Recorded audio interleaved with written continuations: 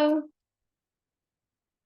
Hello! You have found the Bobbi Jo and the Sheena show. Two friends, two colleagues hanging out, raising our vibration with our awareness of our mindset.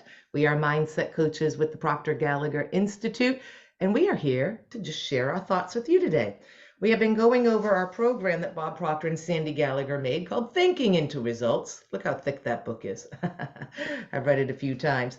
And we're finally on lesson 12, the last one. And this one is Magnifying the Mind, the secret to increasing the power of your mind. And there's this great quote here from Napoleon Hill that says, remember, it takes no more effort to aim high in life, to demand abundance and prosperity than is required to accept misery and poverty. Sheena, what's your take on that? I never really understood that because I thought Oh, surely it has to take more effort, and that's the thing. And it took a long time to for that one for that penny to drop on that one. And I realized that, it's where your attention goes, energy flows. And it's so easy to accept all those negative thoughts and to talk about what's wrong than talk about what's good. I mean, it's the same effort to coming out of your mouth. When you think of a castle, can you see a castle now? When you see a yeah. penny, can you see a penny now?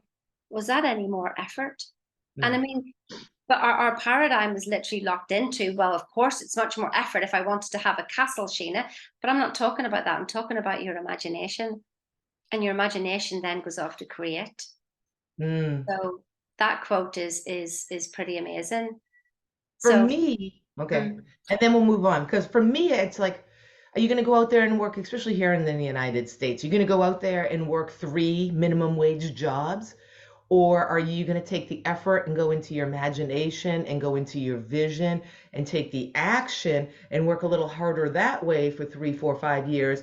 Or are you just going to, so it's like go work the three jobs for the rest of your life to try to make ends meet and always be poor and always be trying, or try just as hard, but doing it in a different mindset way and doing it in, right? We lack the attention of the will and the imagination and we have poverty of imagination, as Bob says, and and sitting in that and creating what you want energetically. So that's the way I always looked at it, like work the three jobs or put a little effort into the mindset stuff and be disciplined to sit your butt. And that's the funny part, to really just sit your butt and to meditate a few times a day to create the clarity and the vision of what it is you do want, because you are just reacting to your day of what you don't want.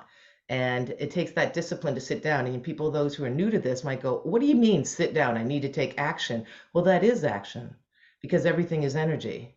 And if you're thinking about something and creating it and feeling it, truly feeling it, and it's truly yours to feel, not just something that you see everyone else have and you want it because they want it, that's not true vision for yourself.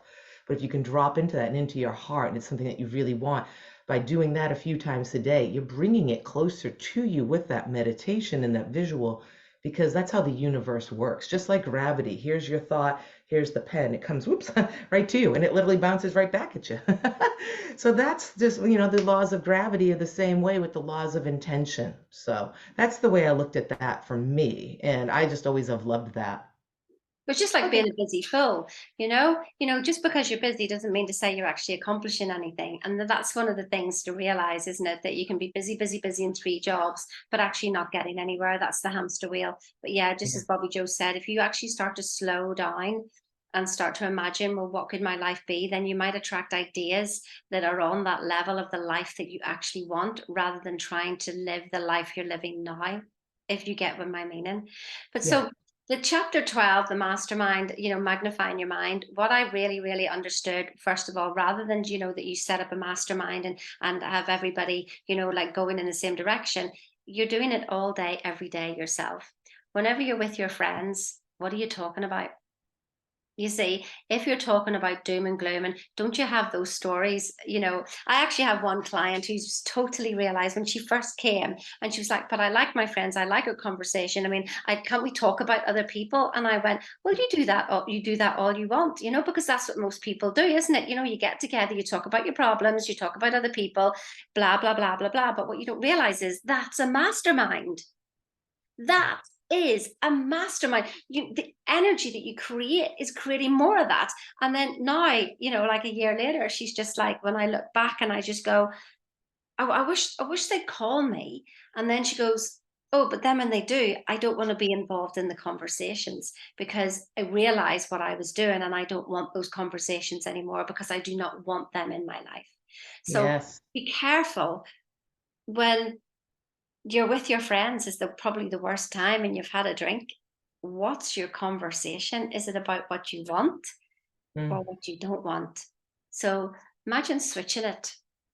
Just imagine switching it. That's for me, Bobby Jo, is that's one of the things that the mastermind I really realize is that you're creating a mastermind every day, every time you like you and I get together and we have uplifting conversations, Hmm. and so they're good for us. We come away with a good energy. But Hmm. what conversations is everybody else having? You're creating your mastermind, Yes. right? Whew. A lot of people do. They gossip and they're talking about others. There's a great meme out there like about uneducated people. Like you can be smart and educated, but people who talk about stuff, like that people, then people talk about events, and then people talk about enlightenment. You just said that there though, but that's when you get together with everyone, what that is the collective consciousness then. You have six of your friends together and you're all gossiping about someone. That's six people, so that's six engines behind a boat, so to say. But actually, there's a seven because you have the universe is like infinite intelligence is here paying attention to everything that you're saying and creating. And so your reality in your life is never going to change because you keep seeing it with the same perspective, the same lens. And that's what mastermind, this whole chapter is about masterminding, get together with people and creating what you want, not complaining and bitching about what you don't have or what you don't want, but it's saying, okay, I want this and help me be accountable that next week I have reached this point. And so the masterminding is good for the accountability. But it's that collective consciousness of everyone getting together and what are you all seeing for each other. And it works the same way because that is the power. That's a new way of speaking, but it's almost like the way the birds or a herd of elk, they're running through a pasture or flying in the sky. If something happens, they all move and shift at once. They have that already innate in them, that intelligence that we don't because we're such slaves to the physical of what we see, of what we hear, what we smell. But then if you remember, oh, you never heard, there was a story one time when Sheena was visiting me here in the United States this past August, and we were talking about popcorn, that if you're having a conversation with somebody and you're not liking the way the conversation's going, to all of a sudden go, do you smell popcorn? And they go, popcorn? I don't. What? And so the next day, that morning, that afternoon, we have that conversation in the morning and that afternoon because, whatever, we had a talk with Wolfgang, her partner, 6 hours away in England. And he was like, I had a dream about popcorn. It was so funny. Do you remember that? Yeah. And I he was like, absolutely. why am I dreaming about popcorn? And then you could And smell it. he's I mean, never said that before. Ever he says, I woke up and I wanted popcorn. And I'm just like, that is hilarious. so we are connected, whether you believe it or not, and whatever your, opinion is on that, it doesn't matter because the facts is we don't understand physics ourselves. We don't understand gravity. You don't understand how this world is truly operating by all the laws that are in there, the laws of nature, the laws of rhythm, the laws of polarity. What goes good, you have to have bad. So watch your emotions with that too. We don't need to go into that lesson. Maybe we should start working on the laws next. So this one was the magnifying your mind, creating what you want, creating a mastermind of people to get together who are on the same trajectory as you and that they want to succeed. When what is success to you though?